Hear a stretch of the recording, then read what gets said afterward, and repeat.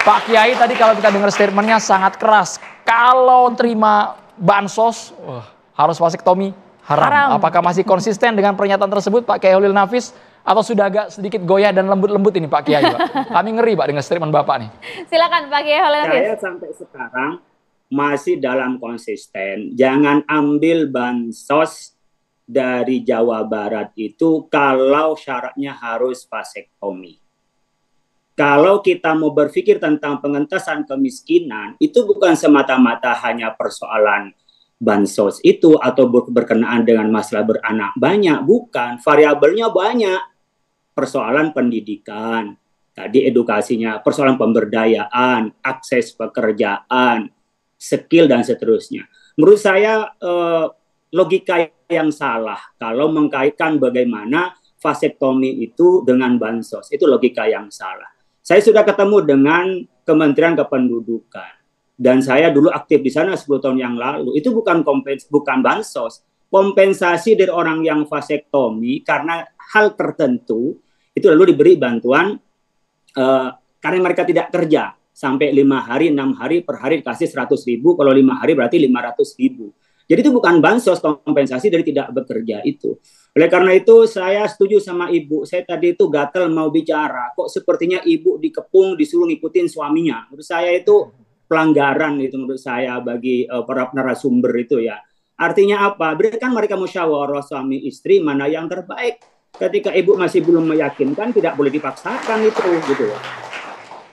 Saya setuju dengan Ibu. Dia sudah konsisten mengatur jarak kelahiran. Bukan pemandulan permanen. Vasektomi itu adalah pemotongan atau pengikatan saluran spermatozanya, artinya jalur spermanya yang membuahkan itu, dan itu permanen. Dulu pernah dipresentasikan depan MUI terakhir 2012, hanya 1 orang di Surabaya, karena memang dari 100%, 99% itu vasektomi itu berhasil. Ada 1% bisa dikembalikan. Dalam kerangka hukum Islam itu belum muhaqqaq namanya, belum bisa sepenuhnya bisa dikembalikan. Maka ulama seluruh dunia itu sepakat bahwa pemandulan permanen itu hukumnya adalah haram. Jadi apakah karena bansos atau tidak bansos, hukumnya adalah haram di dalam Islam. Yang boleh adalah mengatur jarak kelahiran. Mengatur jarak kelahiran itu adalah dengan cara umpamanya di dalam Islam disebutkan wal walidatu yurdina auladahunna haulaini kamilin liman arada ayyutimar radha'a. Ketika kita menyusui 2 tahun, maka otomatis kita ada jarak kelahiran. Orang yang sedang menyusui dalam Islam nggak boleh hamil karena itu akan mengandung kurang sehat racun bahkan kepada anak yang disusuinya. Maka jarak antara adik dan kakaknya kalau dengan hamil 9 bulan disusui 24 bulan maka mungkin 3,5 tahun sampai 4 tahun. Maka orang kalau jangan terlalu rendah, sekarang menikah sudah dibatasi sudah naik 19 tahun atau 20 tahun, maka kalau jarak 4 tahun dengan sampai 35 tahun maka akan mengalami risiko tinggi. Jadi orang punya anak itu hanya 3. Jadi bukan dibatasi oleh kita yang dimandulkan, tapi karena memang organ tubuh yang Allah berikan itu dengan sendiri membatasi. Tetapi pemandulan secara permanen itu dilarang dalam Islam. Dan kalau menggunakan logika orang yang miskin melahirkan kemiskinan, kita tahu kan Pak Bahlil katanya orang miskin, tapi sekarang kaya. Kita tahu kan. Ya saya lihat lagi kan sekarang. Orang-orang yang punya anak 10, buktinya 10 jadi dokter di orang miskin, memang sengsara seperti Ibu tadi. Tapi di dalam Islam ada sebuah logika yang diberikan oleh Islam. Itu yang pertama wala taqtulu auladakum khasyata imlak. Jadi ada orang membunuh anaknya dulu zaman dulu itu karena takut dia miskin. Dia kaya tapi takut anaknya miskin. Seperti wah sekarang ini biaya banyak meskipun dirinya kaya takut hamil. Kenapa? Takut miskin nanti padahal diri kaya. Allah menyebutkan nahnu narzuquhum wa iyyakum. Saya berikan mereka dan kepada kamu. Ada ayat berikutnya Allah tuh dengan indahnya khasyata ula taqtul auladukum khasyata imlak nahnu narzuqukum wa iyyahum. Ada orang yang miskin lalu tidak mau hamil melahirkan karena takut dia mamanya miskin. Allah menyatakan saya akan beri rezeki kepadamu dan pada anak yang dilahirkan. Oleh karena itu sebenarnya vasektomi itu diharamkan dalam Islam karena taghyiru khalqillah. Dia merubah ciptaan Allah. Dia diputus, Allah memberikan sarana untuk pembuahan tapi diputus. Sementara kalau kita menunda itu adalah bagaimana memanage anak lebih berkualitas. Tadi Pak Dokter sudah sampaikan, faktor pertama adalah genetis. Yang kedua adalah persoalan lingkungan dan pendidikan. Baru persoalan gizi. Gizi ini yang harus diberikan oleh pemerintah. Bagaimana mereka mengatasi pada kemiskinan, bukan orang nggak boleh lahir. Jadi bisa saja anak orang kaya jadi miskin, anak orang miskin jadi kaya. Dalam konsep biar kita tidak terbawa dalam prinsip Islam adalah jahiliyah, orang yang tidak punya anak karena takut miskin itu jahiliyah di dalam Islam. Oleh karena itu kita ubah cara berpikirnya, ciptakan lapangan kerja, edukasi memberikan bagaimana jarak kelahiran. Maka di sini dalam Islam membedakan antara tahdidun nasli dengan tanzimun nasli. Tahdidun nasli itu artinya membatasi kelahiran dengan mereka menyusun kelahiran, artinya mengatur jarak kelahiran. Nah, otomatis orang 40 tahun perempuan itu sudah risiko tinggi, sudah tidak bisa hamil. Tapi kalau usia produktif seperti ibu 31 tahun, biarkanlah dia mengatur jarak kelahirannya, anaknya sampai besar, anak itu cukup gizinya, berikanlah mereka bantuan itu sehingga anak itu berdaya, ciptakan lapangan kerja. Sekarang kemiskinan itu apakah karena banyak anak atau karena kekayaan Indonesia dibawa keluar atau orang Indonesia tidak diberi akses? Ini persoalannya. Jadi studinya benar itu ya. Pak Kiai, tapi seperti ini Pak Kiai, ada anggapan mungkin mereka di awal memilih banyak anak, banyak rezeki. Tapi ketika sudah lahiran terus, mereka tidak bisa mengontrol itu. Dan akhirnya ada kemudorotan di keluarga. Kesusahan, kewalahan membiayai anak istrinya karena biaya beban hidupnya terlalu besar. Anggapan seperti itu gimana Pak Kiai?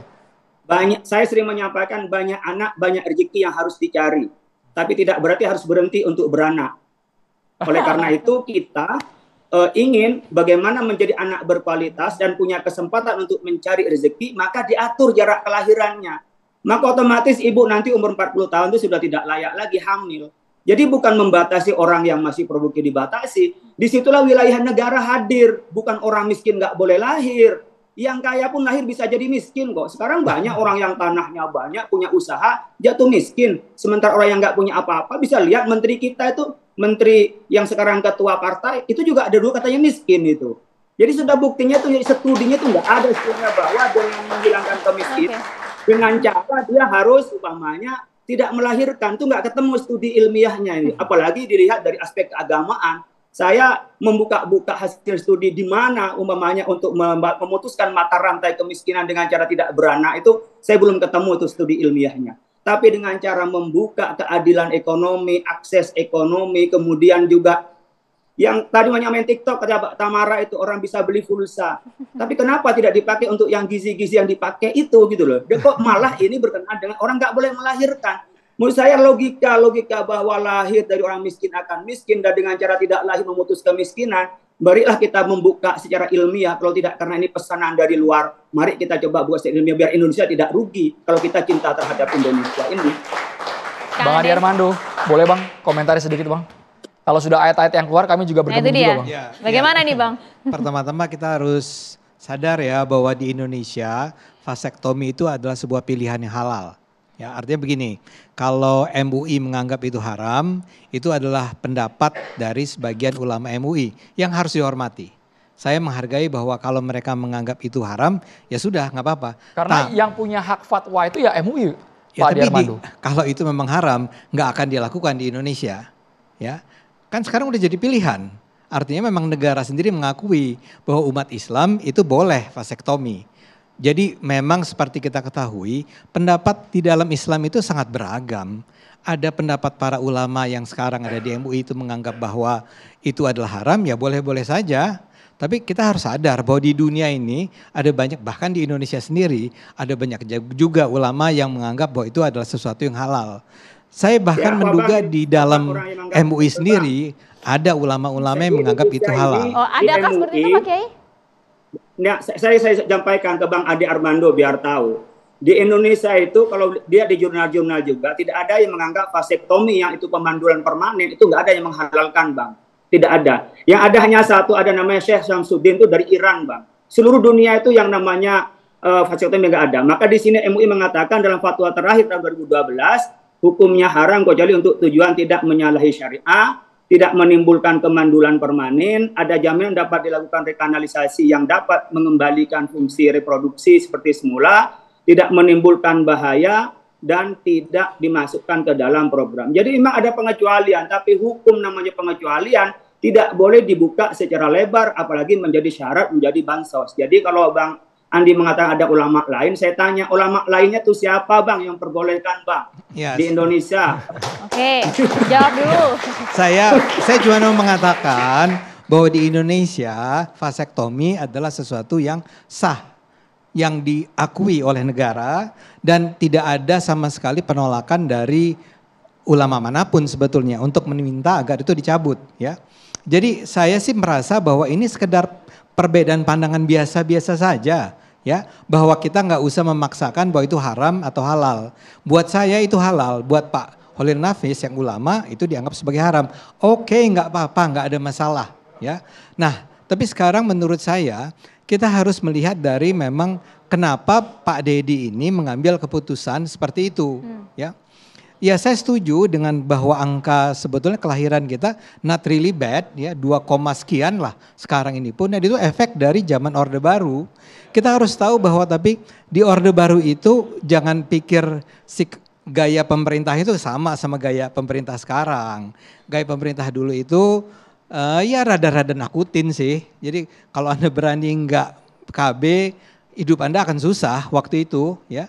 Nah, sekarang kan memang itu tidak dilakukan, ya, tidak ada pemaksaan semacam itu. Dan kebijakan kependudukan kita itu sudah meninggalkan apa yang dilakukan di masa Orde Baru. Sudah tidak ada lagi tuh kampanye 2 anak cukup, ya.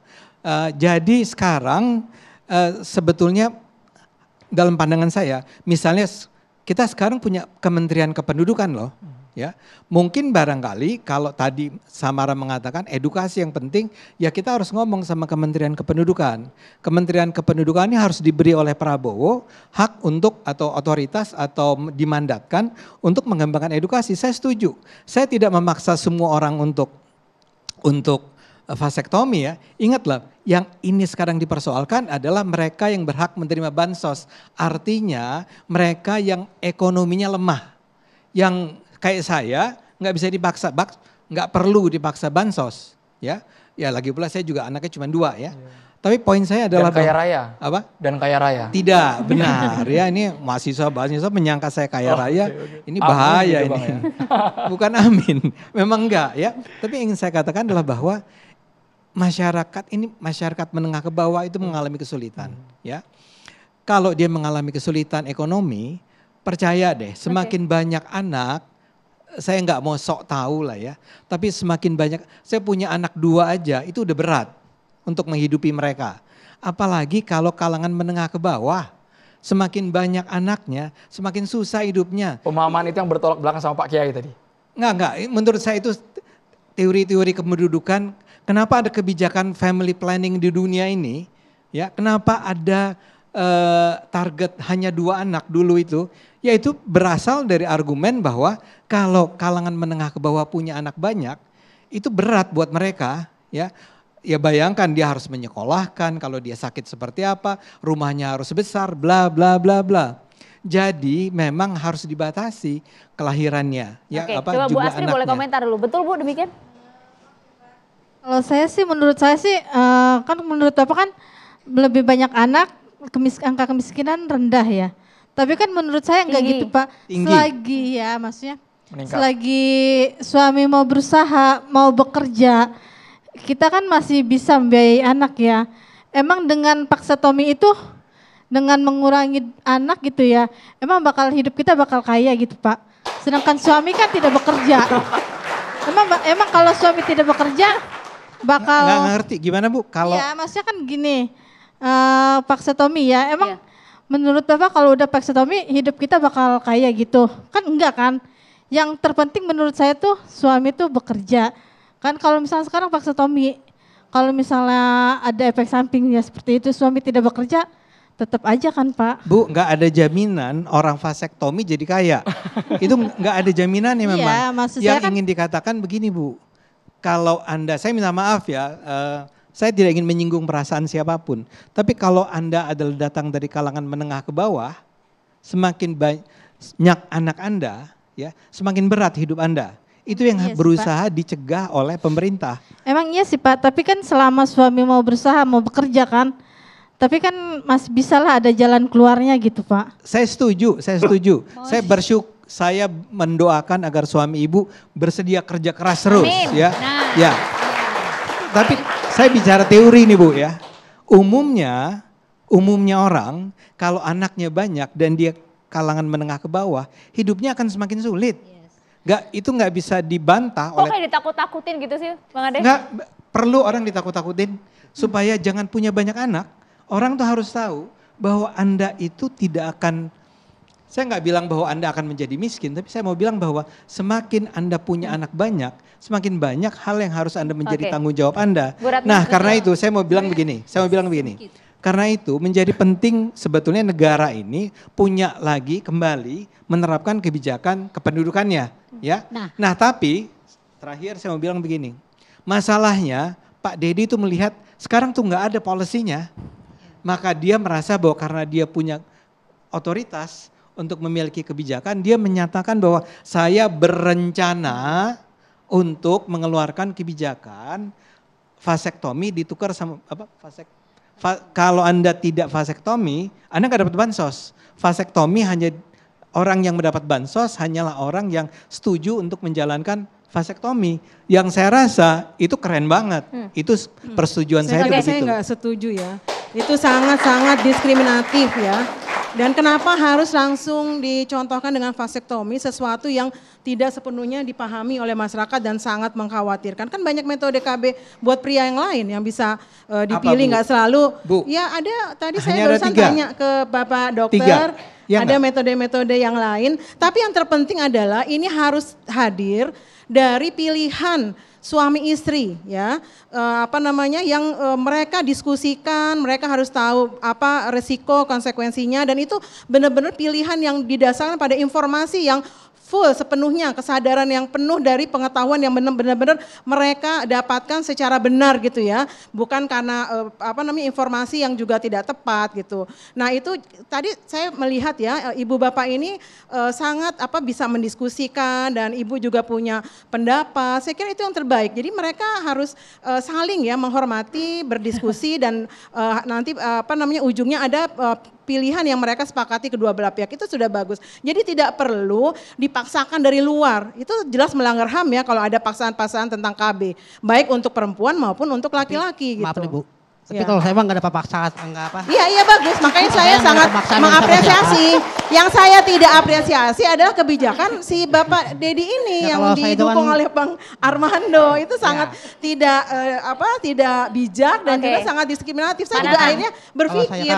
Iya, kalau saya kan itu kemauan saya sendiri, pribadi diri saya sendiri. Bukan karena bansos apa-apa. Itu memang kemauan saya sendiri biar bisa KB buat laki-laki itu. Ya kalau zaman sekarang sih kalau pikiran saya banyak anak itu malah bikin susah Bu.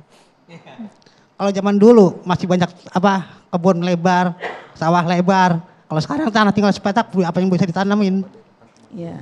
Nah artinya Bapak kan punya pikiran, tapi Ibu juga ada pikiran itulah adanya diskusi dan saling menghargai pandangan masing-masing sampai nanti pada satu keputusan gitu. Apa risiko dari pilihan-pilihan tersebut silakan didiskusikan. Yang jelas itu adalah pilihan Bapak Ibu ya untuk melakukan KB. Apakah dengan metode sebaiknya juga tidak hanya selalu metode KB-nya itu kepada istri, tapi juga metode kepada suami. Tapi mungkin bisa dipilih yang paling aman. Kalau memang khawatir soal vasektomi kan mungkin ada metode yang lain. Tapi yang saya mau garis bawahi Pak, itu tidak datang dari luar. Tidak bisa ujuk-ujuk gitu ya seorang gubernur, seorang presiden sekalipun mewajibkan atau mengharuskan apalagi disyaratkan dengan bansos itu sama sekali diskriminatif dan tidak bijak.